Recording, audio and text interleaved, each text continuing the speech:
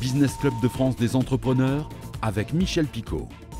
Bienvenue dans ce nouveau numéro et dernier de la saison du Business Club de France des entrepreneurs. Ensuite, nous passerons en rediffusion et normalement, nous revenons à la rentrée, certainement avec un nouveau format. Vous allez découvrir tout cela. Vous le savez, votre télévision se bat chaque jour pour vous informer, pour vous faire découvrir les talents de votre région, pour vivre avec vous au quotidien, mais aussi pour faire des émissions comme nous le faisons ici depuis 6 ans. Et croyez-moi, c'est pas toujours très simple. Malheureusement, c'est un peu plus compliqué pour d'autres télévisions de proximité. Et là, je pense notamment à nos confrères de Via Occitanie, contraints de débrancher la prise définitivement cet été et offrir aux téléspectateurs de Toulouse, Perpignan, Montpellier, Nîmes un écran noir. Nous sommes très tristes aujourd'hui ici dans cette émission. Soutenez votre télévision locale plus que jamais. C'est très important dans notre démocratie. Allez, nous partons à Troyes dans l'Aube pour découvrir une véritable pépite. Elle s'appelle Woodoo. Elle a inventé un bois dit intelligent, voire augmenté. Et elle vient de signer un contrat de 32 millions d'euros, de quoi changer de taille, tout simplement, pour cette entreprise. Alors, c'est quoi le bois augmenté? C'est quoi ce contrat? Les réponses de Jocelyn Kahn sur Canal 32. Alors, Woodoo, nous avons développé du bois augmenté pour le bâtiment. Alors, qu'est-ce que c'est que du bois augmenté? C'est un bois à partir de peuplier, donc un bois qui initialement est peu valorisé, qui va être utilisé par exemple pour des cagettes ou pour des éléments secondaires qu'on va transformer et retravailler pour en faire un bois augmenté pour le bâtiment, pour créer à la fois des façades et des structures. Il faut bien comprendre que quand on a ce type de contrat qui arrive, ça n'arrive pas du jour au lendemain. En réalité, on a des relations qui existent depuis des années avec les équipes de Bouygues Construction qui nous suivent, avec lesquelles on échange, qui sont venus aussi à notre usine, à notre centre R&D, et avec lesquels on échange depuis donc des années. Et eux aussi, de leur côté, ont aussi le besoin de trouver des solutions sur des nouveaux matériaux qui vont réduire l'impact carbone. Et donc, Woodoo faisait naturellement partie de ces solutions. Et aujourd'hui, chez Voodoo, donc, quand on produit, on développe, on fait de la R&D, on est prêt à avancer, et donc on est prêt et mature aussi pour aller sur ce type de contrat avec Bouygues, qui est quand même un des plus grands constructeurs au monde, hein. C'est pas seulement en France, c'est quand même un acteur clé. Vous connaissez certainement cette marque de meubles français Ligne Rosée. Elle existe depuis 165 ans en France. Elle a su toujours se renouveler dans un marché très concurrentiel. Et nous avons le plaisir d'accueillir un des descendants de cette entreprise familiale, Antoine Rosée. Vous portez les mêmes prénoms et noms que le fondateur de Ligne Rosée. Antoine Rosée, c'était en 1860 dans l'Ain. Bonjour Antoine. Bonjour. Comment expliquez-vous ce succès depuis 165 ans ? Alors, c'est difficile, hein, en étant la 5e génération, de pouvoir tout expliquer, mais on va dire qu'à la base, on est des entrepreneurs aguerris et vraiment, on a un gros plaisir à bâtir des entreprises et à les développer. Il y a eu un grand passage avec Antoine et Émile entre 1860 et 1945 ou presque, qui ont été vraiment le lancement de la société comme on l'a connu au tout début, comme mon grand-père l'a connu. Et puis celui qui a vraiment qui a vraiment poussé la société dans le sens dans lequel elle est aujourd'hui, c'est Jean Roset, mon grand-père, qui lui était vraiment un très très grand businessman à ce niveau-là. Il était post-guerre, il avait vite compris ce qu'il fallait faire avec la société. On était en B2B, on faisait du contract business avec l'État, et rapidement il a décidé d'en créer une marque et d'aller vers la distribution. Et c'est comme ça que tout cela a commencé. Et puis après, la génération d'après a eu la chance de pouvoir exporter cette société à l'étranger, et donc en faire une société qui aujourd'hui exporte 75% de son chiffre d'affaires. Et puis voilà, il reste la 5e génération qui vient de rentrer à la tête, Olivier et moi. Et pour nous, je pense qu'il y a différents challenges qui vont être plus structurels et peut-être aussi plus humain au niveau de la société, et comment faire grandir le groupe. Alors aujourd'hui, vous, Antoine, et votre cousin, Olivier, dirigez cette belle maison. Il n'empêche que pour durer, il faut créer en permanence. Je pense notamment à cette collection qui a marqué beaucoup les esprits, je crois que c'était dans les années 70, qui s'appelait Togo. Des succès tout le temps, comme si vous étiez en permanence au goût du jour des consommateurs. Comment faites-vous ? Oui, alors vous avez donné un peu de la réponse dans votre question. il y a cette volonté d'être ultra créatif chez Rosé, et c'est-à-dire pousser l'enveloppe, comme on dit souvent, tout le temps, au niveau du design et de la création. Donc l'innovation, finalement, vient du design. Si le design est innovant, l'innovation va suivre derrière, parce que le design innovant va appeler l'innovation. Donc ça nous met toujours sur le devant de la scène au niveau de l'industrie. Et puis, alors je pense que plus que de suivre l'ère du temps, on a la chance de humer peut-être un tout petit peu avant ce qui se passe. Comment ça? Bah, aux designers, justement, qui aujourd'hui, on a un portefeuille de designers qui travaillent dans le monde entier, hein, qui viennent du monde entier. Et ça nous donne un petit peu ce feeling de ce qui se passe, qui change, comment les choses évoluent. Alors, parfois, on prend le train, parfois, on le loupe.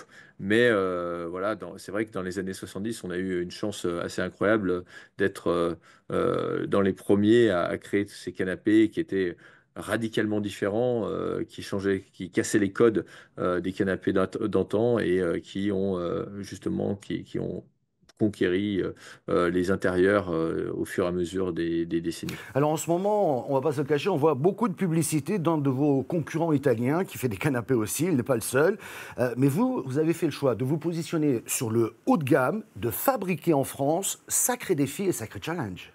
Sacré challenge, aujourd'hui on peut dire qu'on est le premier fabricant-distributeur d'ameublement contemporain haut de gamme français. On n'est plus très nombreux, même on est vraiment plus très nombreux du tout à être fabricants. On a beaucoup de concurrents en Italie, mais on croit en la qualité en fait. Nous, ce qui compte, c'est cette partie qualitative, donc innovation, qualité et durabilité. Et on a un savoir-faire. Quand on peut maîtriser ce savoir-faire, c'est encore mieux. Nos usines, on les a, elles sont dans la région de l'Ain, le département de l'Ain même, plus précisément. Et on croit vraiment en ce triptyque fabrication, distribution, édition, qui fonctionne très bien pour nous et qui, de plus en plus, nous mettra comme des sociétés un peu uniques dans le milieu de l'industrie, parce que les fabricants disparaissent doucement mais sûrement. Mhm. Et puis, il y a d'autres placements de produits aussi, hein, en étant l'italien dont vous parlez, je pense, c'est plutôt tout en bas de l'échelle, de la pyramide. Nous, on se situe plutôt, alors pas dans le dernier petit morceau qui va être le luxe, mais on est dans le haut de gamme, tendance luxe, et qui fait que voilà, on a une tendance à monter toujours plus avec des produits toujours plus qualitatifs. Alors, nous sommes dans un contexte un peu tendu, hein, vous l'avez remarqué, les consommateurs hésitent un peu plus.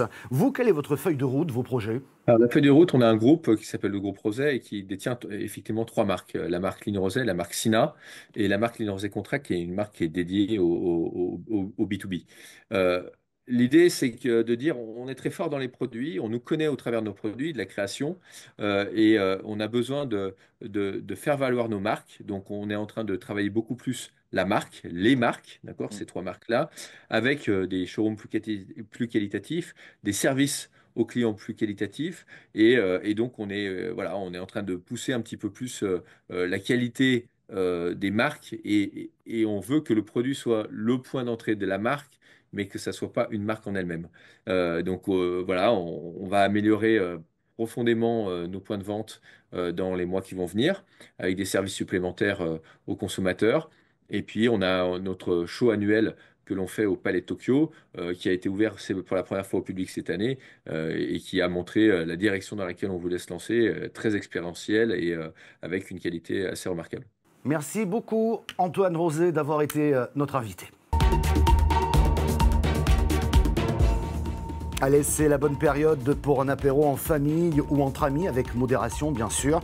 On fera la même chose d'ailleurs après l'émission parce qu'il n'y a pas d'heure pour l'apéro. Mais si vous choisissez des chips, pourquoi ne pas déguster des chips Made in Bretagne qui sont disponibles partout en France? Elles s'appellent Bretz et c'est un reportage de TBO. Au départ, on était quand même la PME bretonne. La chips, c'est pas une spécialité bretonne, on est bien clair.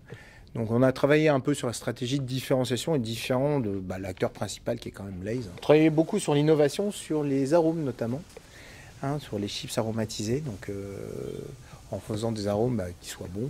C'est le principe de base, on est sur un période du plaisir, puis un peu innovant et adapté au goût du consommateur français. Et chaque année, on se dit pourquoi pas lancer un produit un peu différenciant qui va faire du bruit. Et l'année dernière, on a lancé la saveur pastis. Bon, on savait dès le départ, parce qu'on avait fait le test auprès des consommateurs, que ce produit-là va être un peu, comment on dirait, segmentant. C'est-à-dire qu'une personne sur 2 qui aime l'anis, l'autre qui l'aime pas. Donc on savait que c'était un produit qui allait faire du bruit, mais qui n'allait pas durer dans je dirais, plus qu'1 an. Donc on l'a fait en disant, bah, ça va faire de la publicité pour Bretz. Et ça a été le cas. Depuis 4 ans, on a une croissance accélérée en termes de gains de part de marché. On est passé du rang 3 au rang 1 en termes de part de marché valeur. On a dépassé Lay's l'année dernière part de marché valeur. Alors j'espère qu'un jour on dépassera en part de marché volume. Mais voilà. Donc on est sur une belle dynamique, effectivement, où la marque Bretz marche très très fort.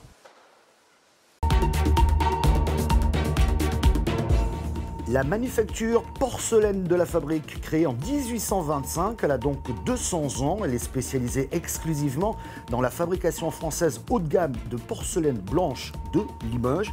L'usine à la campagne existe, c'est à découvrir dans ce reportage de 7 à Limoges. Il faut tout faire quand on est patron de porcelaine. Hein. Ouais, c'est pas ça, c'est quand on porte les valeurs de la Fabrique depuis plus de 35 ans, il y a des choses qui ne se délèguent pas. Hein. La passion, c'est une chose, les valeurs, on les connaît, donc jusqu'à centrer un cadre que nous avons fait, un ami de la Fabrique nous avons fait. Quel était ça? Ça, c'est Daniel Gauthier.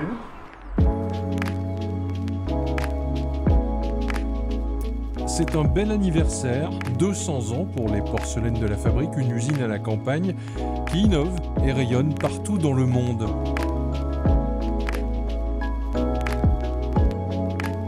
Parce qu'il y a eu des gens avant moi, il y a eu des gens qui seront là après.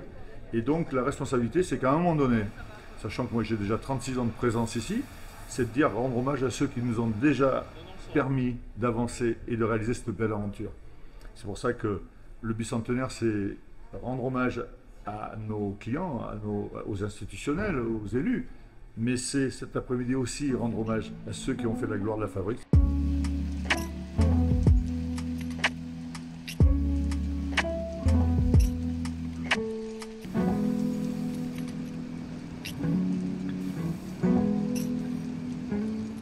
Une entreprise de 200 ans ne se pilote pas comme une start-up.